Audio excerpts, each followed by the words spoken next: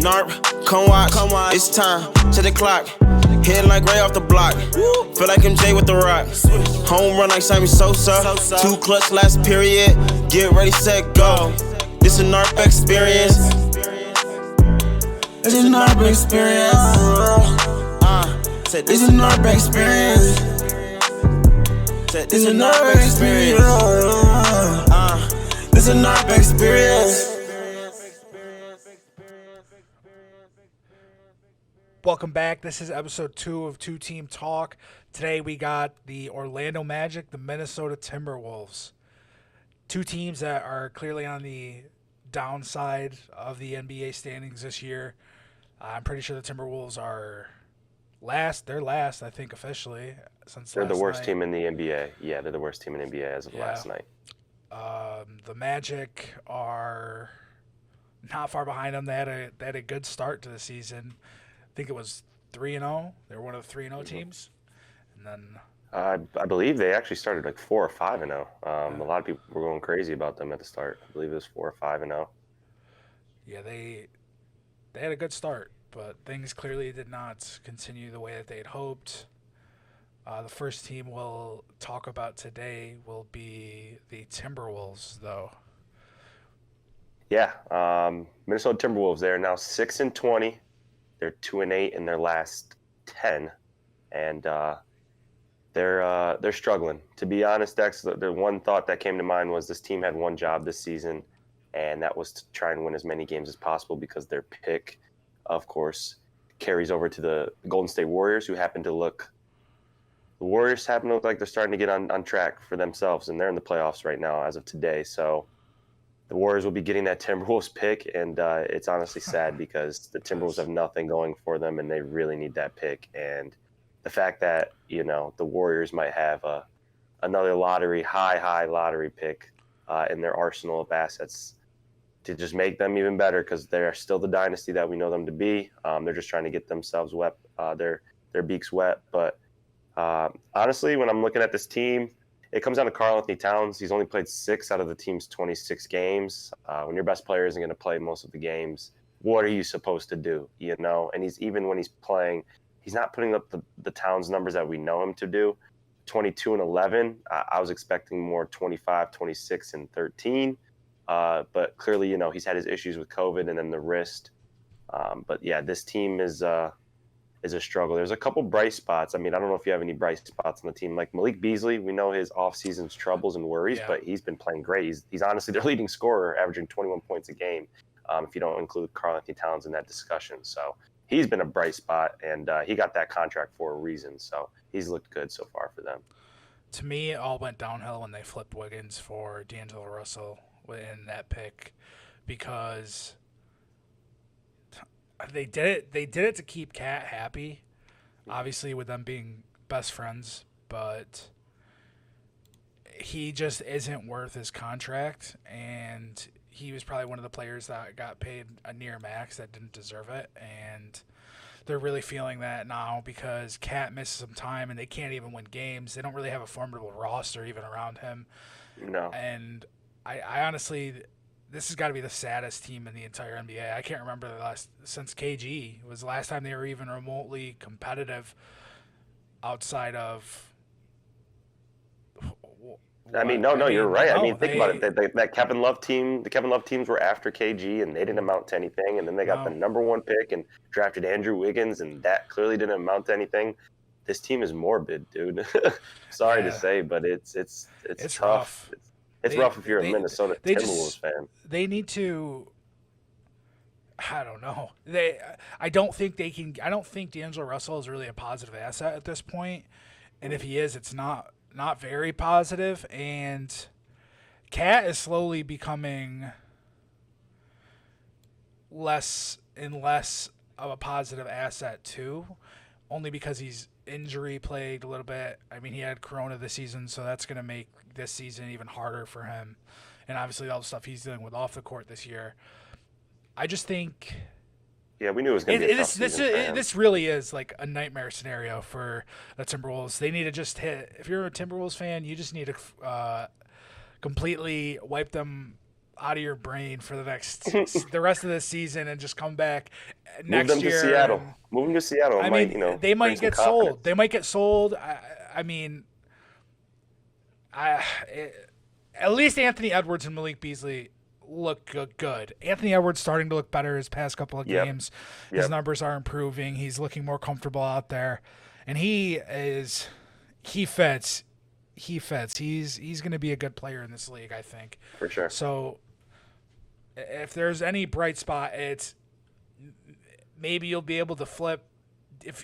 Hopefully you can flip D'Angelo Russell at some point, and then when you do decide to tank or rebuild, because it's not going to work with the team you have around right now, you flip Cat for a massive haul of picks, 2 or 3, with some young guys if you can, and just try to build around Edwards. And it's just unfortunate because I feel like they've just been trying this for so long, and they got Cat, and I don't know, like, you go to the draft trying to get guys like Cat to build around, and they got one, and they just and they just haven't been able to put anything around him. completely butchered it, and I just don't know.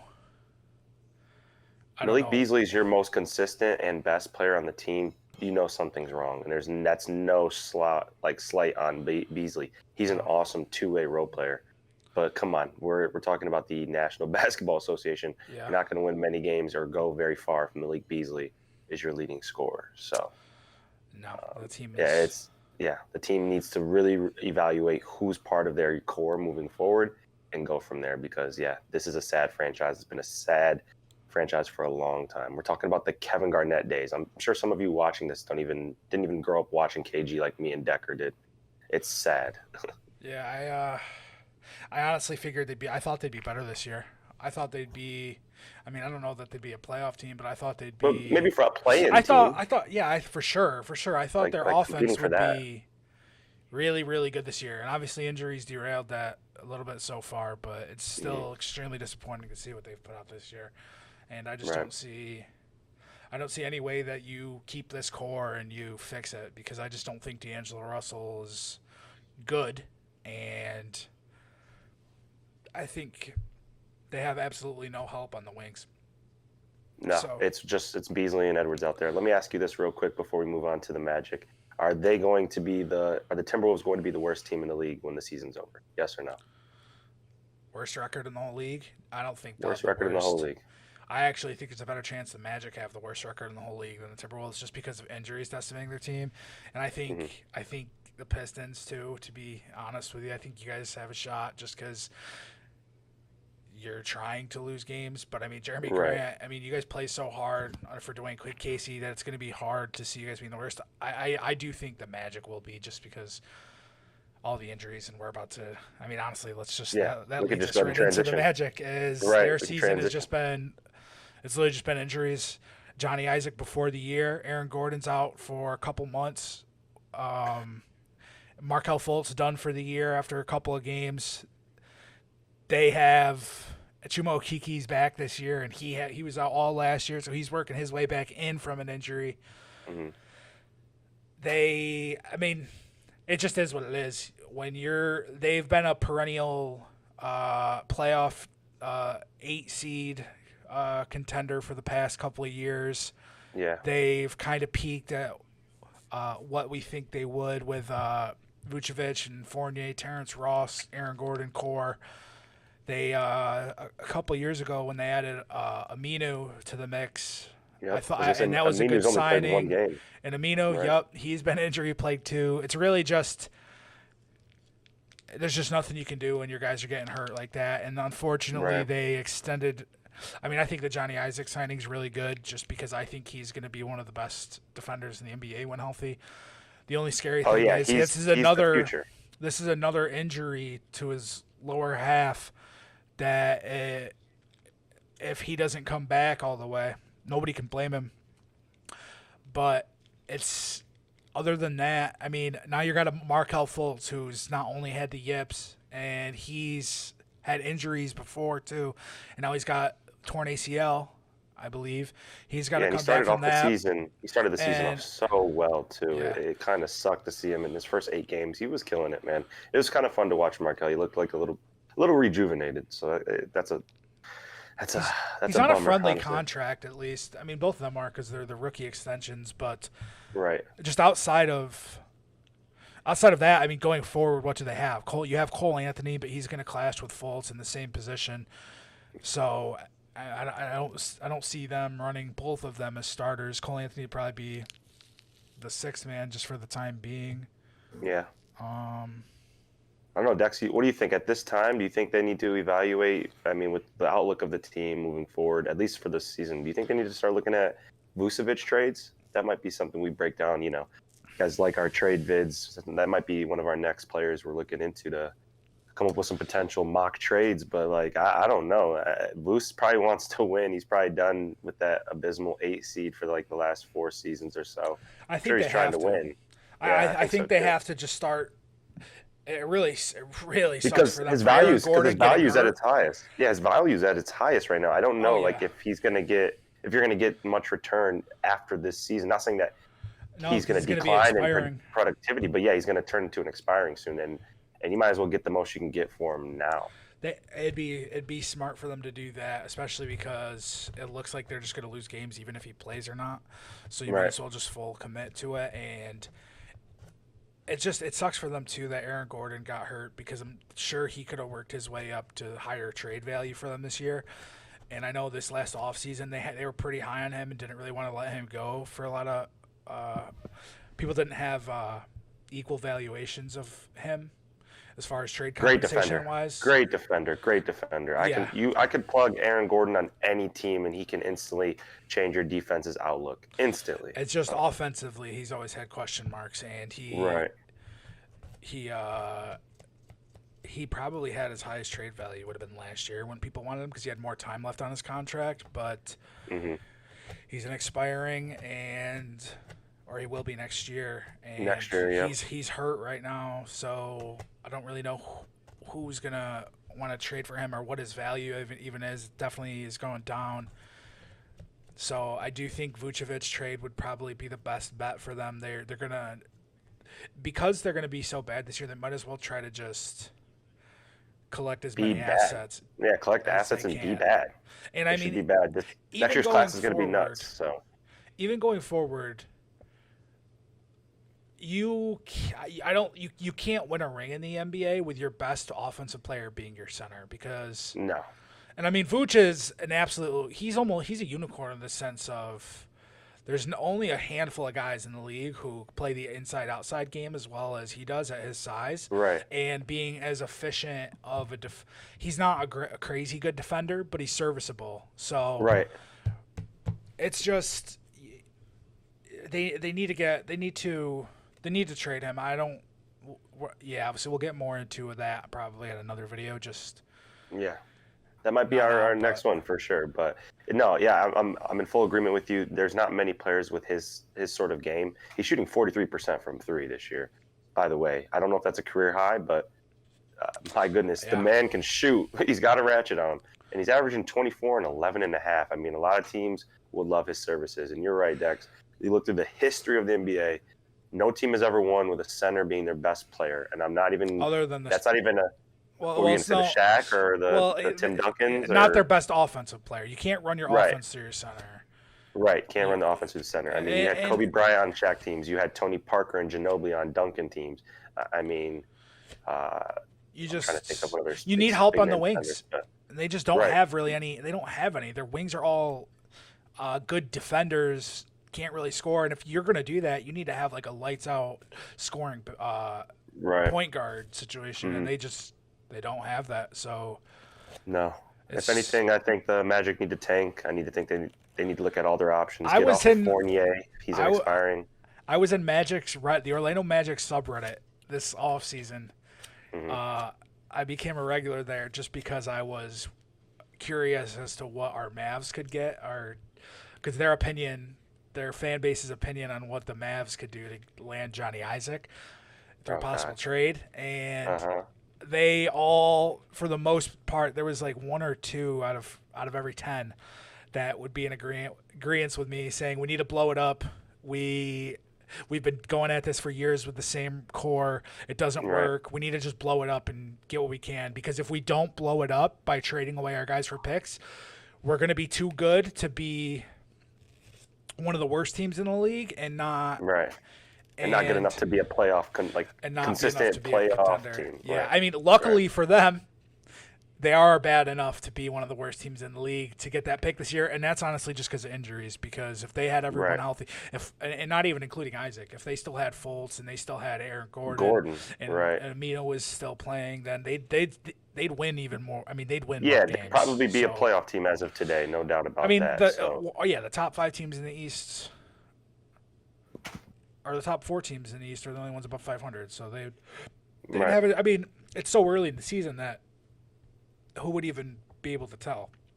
Right.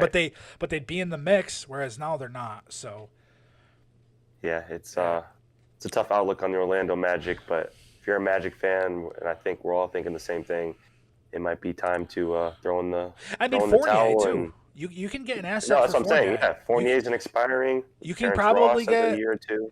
And Terrence Ross, you can probably get something for him too. He's got 3 years. He's making like $13 million. I'm sure somebody would take him on. Their role players are definitely ones that teams would try to pluck, and they just don't have the star power that you need to compete, and that's just their issue. And then with the injuries, honestly, the roster is just a bunch of role players. Even when healthy, it's role players and Vooch. So right. So it's not much to look forward to, but every year they find ways to squeeze to the 8 seed. But I think it's time to let that streak go if you're a Magic fan. Yeah, because and realistically, I think Karl-Anthony, he projects to be a starting point guard, but I don't think he's ever going to be anything special as far as star-wise. And Chuma Okeke, I think, is the same way.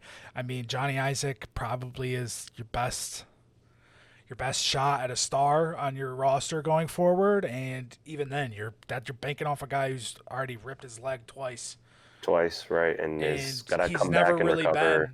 Never really been a great offensive player, so right. He makes his differences on the defensive side. So they surely miss him, but if they don't become major sellers at this deadline, they might have the worst future going forward in the NBA, because I just really do think, I mean, it's between these two teams. I really do think that they're going to be too good to get the bad picks they need. It's the same thing as the Timberwolves if they were healthy, I think, because I think if the Timberwolves were healthy, they'd be the same type as Magic, just a fringe playoff team, because their stars are going to be too good for them to lose all the games they need to lose to really get those players that you want to try to target in the draft, those top like 6 picks. So yeah, it's gonna be tough. We'll see, but you already said you think the Magic have a chance, especially if they look to sell. They have a chance to be the worst team in the league. So we'll see what happens. Do you think Vooch is an all-star this year? Do you think he gets in? He got in last year, did he not? I don't know if it was last year or the year before. I can't remember either. It's gonna be tough. I feel like the East is a little better. I know we have a lot of teams hovering around 500, but that's because it's so competitive right now. Yeah. You'll have at least for bigs, you'll have Joel Embiid as the one guaranteed big. Right, and then I'm looking at the rest of the teams. It's like you got Sabonis on the Pacers. You got Julius Randle, who might. Yeah, Julius Randle. You got Bam Adebayo on the Heat. Yep. I don't think John Collins or Clint Capella, but I don't know. I think he is. Honestly, I think Vooch and I think it's Vooch, Embiid, and Sabonis are the 3 that should be guaranteed. As far as the bigs, and I mean, one of them could be a reserve, maybe even 2. But he has a shot. Yeah, but they're gonna have to try and find ways to. If he plays like he did last night, then last night against the Kings, then he's gonna be one. But he'll be fine. A little more time for that. Right, and we'll get into that in another vid. Yeah. Thanks for tuning in to the NARP experiment. Please hit a like and subscribe on your way out. We'll see you next game. Home run like Sammy Sosa. 2 clutch last period. Get ready, set, go. This a NARP experience. This a NARP experience. This a NARP experience. This a NARP experience. This a NARP experience.